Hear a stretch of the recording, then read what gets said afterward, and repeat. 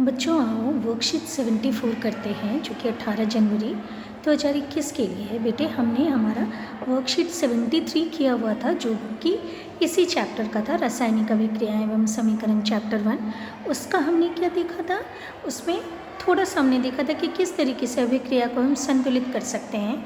और अब हम इसमें देख रहे हैं कि संयोजन अभिक्रिया, वियोजन अभिक्रिया, विस्थापन अभिक्रिया क्या होती है। और हम क्या कर रहे हैं, पुनराभ्यास कर रहे हैं बच्चों। तो आपको ध्यान से इसको देखना है। सबसे पहले क्या दिया हुआ है, संयोजन अभिक्रिया। देखो नाम से ही पता चल रहा है, जब दो या दो से अधिक पदार्थ संयोजन करके एकल पदार्थ बनाते हैं, कुछ एकल उत्पाद बनाते हैं, तो ऐसी अभिक्रिया को हम क्या कहते हैं, संयोजन अभिक्रिया कहते हैं। देखो एग्जाम्पल भी आपके दिया हुआ है, यही कि बिना बुझा हुआ चूना CaO कैल्शियम ऑक्साइड को जब हम जल में घोलते हैं तो क्या बन जाता है, बुझा हुआ चूना calcium hydroxide CaOH whole twice बनता है। और आप जानते हैं इस अभिक्रिया में क्या होती है, ऊर्जा भी निकलती है थोड़ी सी, है ना। उसके बाद दूसरा हम देखेंगे बच्चों, वियोजन अभिक्रिया। वियोजन अभिक्रिया क्या होती है, संयोजन अभिक्रिया के ही ठीक उल्टा होती है। तो ऐसी अभिक्रिया जिसमें एकल अभिकारक वियोजित होकर टूट कर दो या दो से अधिक उत्पाद बनाते हैं, तो ऐसी अभिक्रिया को हम क्या कहते हैं, वियोजन अभिक्रिया कहते हैं। अब वियोजन अभिक्रिया ज़्यादातर क्या होती है, ऊष्मा शोषी होती है, क्योंकि इसमें ऊष्मा ली जाती है या किसी भी तरीके से ऊर्जा ली जाती है। तो देखो यहाँ है ऊष्मीय वियोजन। ऊष्मीय वियोजन जैसे इस वाली अभिक्रिया में क्या किया गया, ऊष्मा को लिया गया है।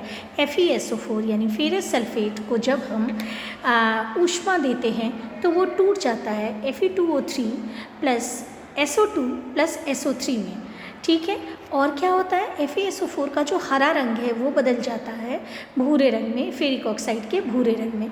उसके बाद है विद्युत अपघटन। विद्युत की उपस्थिति में विद्युत धारा जब हम प्रवाहित करवाते हैं तब जब अपघटन होता है, तब जो वियोजन अभिक्रिया होती है उस वियोजन अभिक्रिया को हम कहते हैं क्या, विद्युत अपघटन। तो यहाँ जैसे कि ये जल है, जल का देखो विद्युत अपघटन हो रहा है, तो क्या बन रहा है, ये जल जो कि तरल अवस्था में है, लिक्विड अवस्था में है, ये किस में बदल जा रहा है, H2O बदल जा रहा है H2 प्लस O2 में। दोनों गैसियस स्टेट में हैं, गैसियस अवस्था में हैं, गैसीय अवस्था में। तीसरा है आपका प्रकाशीय वियोजन। प्रकाशीय वियोजन यानी ऐसी वियोजन अभिक्रिया जहाँ प्रकाश इस्तेमाल हो रहा हो वियोजन अभिक्रिया में। जैसे ये है हमारा AgCl सिल्वर क्लोराइड, इसका वियोजन हो रहा है और ये टूट जा रहा है सिल्वर और क्लोरीन में, ठीक है।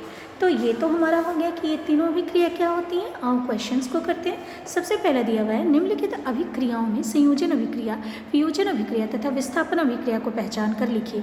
तो देखो बेटे, जो सबसे पहला है हमारा वो क्या है आपके दिया हुआ, देखो zinc carbonate ZnCO3 plus ZnCO3 change हो जा रहा है, बदल जा रहा है किस में, जिंक ऑक्साइड और कार्बन डाइऑक्साइड में। यहाँ क्या है, एकल अभिकारक एक से ज़्यादा उत्पाद में टूट जा रहा है, तो ये टूट जा रहा है, इसलिए कौन सी अभिक्रिया होगी, ये वियोजन अभिक्रिया होगी, ठीक है बच्चों। उसके बाद दूसरा हमारा क्या दिया हुआ है, H2 प्लस Cl2, ये दोनों मिलकर क्या बना रहे हैं, हाइड्रोजन क्लोराइड या हाइड्रोक्लोरिक अम्ल। तो यहाँ क्या हो रहा है, दोनों मिलकर कुछ बना रहे हैं, तो क्या हो रहा है, ये संयोजन अभिक्रिया या इसको संकलन अभिक्रिया भी कहते हैं हम। थर्ड वाला दिया हुआ है Fe2O3 प्लस 2Al यानी कि फेरिक ऑक्साइड आपका एल्यूमिनियम की उपस्थिति में किस में बदल जा रहा है, एल्यूमिनियम ऑक्साइड और आयरन में। तो यहाँ आप देखो, आप जानते हैं, आपको सक्रियता श्रेणी पता है, और सक्रियता श्रेणी में हमारे एल्यूमिनियम जो है वो आयरन से Fe से ऊपर होता है, इसलिए एल्यूमिनियम क्या करेगा, आयरन को विस्थापित कर देगा और बना लेगा एल्यूमिनियम ऑक्साइड और आयरन अलग हो जाएगा। तो ये कौन सी अभिक्रिया हुई, ये अभिक्रिया हुई विस्थापन अभिक्रिया, ठीक है बच्चों। उसके बाद हम सेकेंड क्वेश्चन देखते हैं बेटा। हमारा सेकेंड क्वेश्चन क्या कह रहा है, कॉपर सल्फेट, उसका A पार्ट पढ़ रही हूँ मैं। कॉपर सल्फेट के विलयन में लोहे की कीलें डालने पर कुछ समय बाद विलयन के रंग में परिवर्तन हो जाता है। तो आप जानते हैं ये वाला क्या है, हमने क्या किया है, लिया है CuSO4 और इसकी अभिक्रिया किसके साथ करवा दिया, आयरन के साथ करवा दिया। आप जानते हैं कि आयरन ज़्यादा सक्रिय है कॉपर से, इसलिए आयरन क्या करेगा, कॉपर को हटा देगा और बना क्या देगा, FeSO4 और Cu। और इसका रंग कैसा होता है, इसका रंग होता है नीला और इसका रंग क्या होता है, हरा होता है, हल्का हरा होता है। तो इसीलिए क्या होगा, यहाँ रंग में परिवर्तन होता है, ठीक है बच्चों।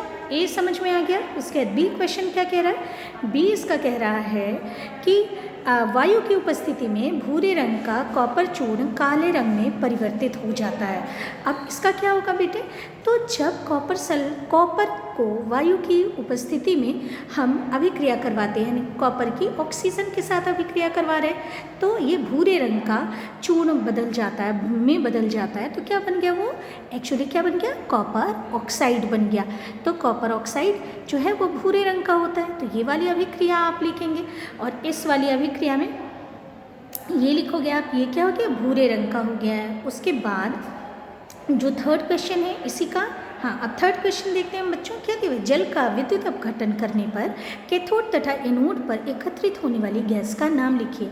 आप जानते हैं कि जब जल का विद्युत अपघटन होता है, देखो ये मान लो हमारा एनोड है, कैथोड है, हमने इस तरीके से इसको जोड़ दिया है, सेल है हमारा, जोड़ दिया, ये क्या है, प्लस वाला है, एनोड है, और ये है हमारा कैथोड। तो क्या कह रहा है कि जल का जब इसमें क्या है, वाटर है, H2O है, ठीक है। अब क्या कह रहा है कि कैथोड और एनोड पर एकत्रित होने वाली गैस लिखिए। तो होता क्या है, ये जो H2O है वो हमारा जब विद्युत अपघटन होता है तो किसमें बदल जाता है, H2 प्लस O2।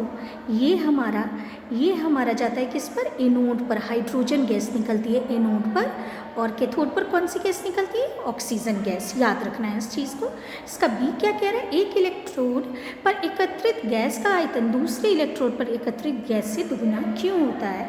देखो जब ये जल का जब विद्युत अपघटन होता है तो हाइड्रोजन और ऑक्सीजन गैस 2:1 में रिलीज़ होती हैं, निकलती हैं, इसीलिए हमेशा ही हाइड्रोजन गैस के जो बुलबुले हैं वो क्या होते हैं, दुगुने होते हैं, या हाइड्रोजन गैस का आयतन क्या होता है, दुगुना होता है ऑक्सीजन गैस के कंपैरिजन में, तुलना में। ठीक है बच्चों। उसके बाद थर्ड वाला क्वेश्चन, इसी का सी पार्ट देख रहे हैं, इस रासायनिक अभिक्रिया को हम क्या कहते हैं। तो ये जो रासायनिक अभिक्रिया है बेटा वो क्या है, विद्युत अपघटन या विद्युत अपघटन। उसके बाद हम फोर्थ क्वेश्चन को देखते हैं। देखो फिगर कह रहा है देखने को कि इस फिगर को आप देखो और उसके बाद ये जो क्वेश्चन है इन क्वेश्चंस के आंसर करो। तो क्या कह रहा है, यहाँ है रासायनिक अभिक्रिया का नाम तथा परिभाषा लिखिए। तो ये कौन सी रासायनिक अभिक्रिया है, तो ये रासायनिक अभिक्रिया जो है वो है प्रकाशीय वियोजन अभिक्रिया। यहाँ क्या हो रहा है, वियोजन हो रहा है, और कौन सा, क्योंकि प्रकाश की उपस्थिति में, सनलाइट लिखा हुआ है, ये प्रकाश की उपस्थिति में है, इसीलिए ये प्रकाशीय वियोजन अभिक्रिया है। ठीक है बच्चों। उसके बाद जो सेकेंड क्वेश्चन है, देखो ये एक्चुअली जो अभिक्रिया है वो हो रही है सिल्वर क्लोराइड की अभिक्रिया, सनलाइट के, सूर्य के प्रकाश में ये अभिक्रिया हो रही है, सूर्य का प्रकाश, और ये बदल जा रहा है बेटे Ag और सिल्वर में। आज भी आपको बताया क्लास में, ठीक है। तो ये हो गया हमारा। तो क्या कह रहा है, अभिक्रिया का रासायनिक समीकरण लिखिए। तो ये हो गई हमारी रासायनिक अभिक्रिया बेटे, ठीक है। हम इसको बैलेंस कर देंगे। अब हो गया थर्ड है, लवण के रंग में क्या परिवर्तन होगा। तो लवण जो है ये स्लेटी कलर का हो जाएगा, इसका कलर क्या हो जाएगा, ग्रे कलर का हो जाएगा, स्लेटी कलर का हो जाएगा। ठीक है बच्चों, इस तरीके से बेटे आज की वर्कशीट आपकी खत्म होती है।